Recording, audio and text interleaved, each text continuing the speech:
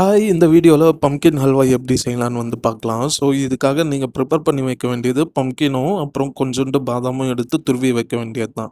So நிறைய பேர் பம்கினை வந்து வேக வச்சு அதுக்கப்புறம் வந்து யூஸ் பண்ணுவாங்க. பட் அப்படி பண்ணிங்கன்னா ஒரு மாதிரி மாவு மாதிரி இருக்கும். இந்த மாதிரி துருவி எடுத்துக்கிட்டிங்கன்னா உங்களுக்கு அந்த டெக்ஸ்சர் வந்து வாயில் வந்து தட்டுப்படும். அது ரொம்பவே நல்லாயிருக்கும் சாப்பிடும்பொழுது.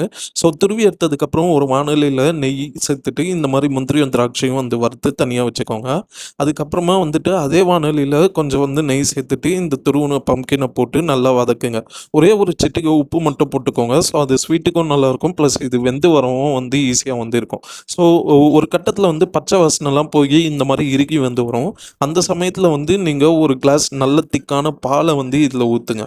ஸோ பால் வந்து எதுக்குன்னா இந்த பம்கின் வந்து நல்லா வந்து வெந்து வரத்துக்கும் அதே மாதிரி இதோட டேஸ்ட் வந்து இன்னுமே ரிச்சாக இருக்கும். அதுக்காக தான். ஸோ இந்த மாதிரி பால் ஊற்றி வந்து அது ஒரு சின்ன சின்ன பபிள்ஸ் வந்து வரும்பொழுது நம்ம துருவி வச்ச அந்த பாதாம் வந்து இதில் வந்து போடுங்க. பாதாம் வந்து கம்மியாக வந்து போடுங்க. அப்படி இல்லாட்டி இது ஆப்ஷனல் தான். நீங்கள் இதை ஸ்கிப் கூட பண்ணிக்கலாம். ஸோ பாதாமையும் போட்டு அதுவும் இந்த பம்கினும் நல்லா வந்து வெந்து வந்து வரும். ஒரு கட்டி பதத்துக்கு வந்து வரும்பொழுது அது நீங்கள் சுகர் சேர்க்க வேண்டிய அந்த ஒரு பதம்னு வந்து தெரிஞ்சுக்கலாம். ஸோ நான் இதுக்காக ஒரே ஒரு கப் சுகர் மட்டும்தான் சேர்த்துருக்கேன். உங்களுக்கு வேணும்னா இன்னும் கூட சுகரை வந்து சேர்த்துக்கலாம். பட் இந்த சுகரே இந்த லெவலே வந்து நல்லா தான் இருந்தது. இதுவே ஓரளவுக்கு நல்லா தான் வந்தது.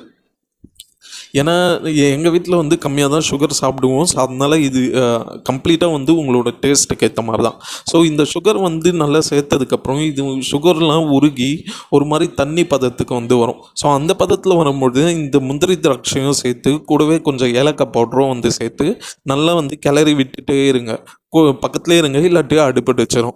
ஸோ நல்லா கிளறி விட்டுட்டே வந்து வரும்பொழுது ஒரு கட்டத்தில் வந்து இந்த அல்வா வந்து இறுகி அந்த நெய்யும் இந்த அல்வாவும் இப்போ காட்டுற மாதிரி அந்த மாதிரி தனித்தனியாக வந்து பிரிஞ்சு வந்து வரும். ஸோ அந்த சமயத்தில் நீங்கள் வந்து இதை இறக்க வேண்டிய சமயம்.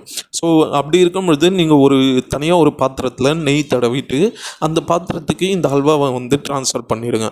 ஸோ ட்ரான்ஸ்ஃபர் பண்ணி கொஞ்சம் நேரம் அப்படியே விடுங்க. ஸோ தட் அது நல்லா கூல் டவுன் ஆகி இறுகி வந்து வரும்.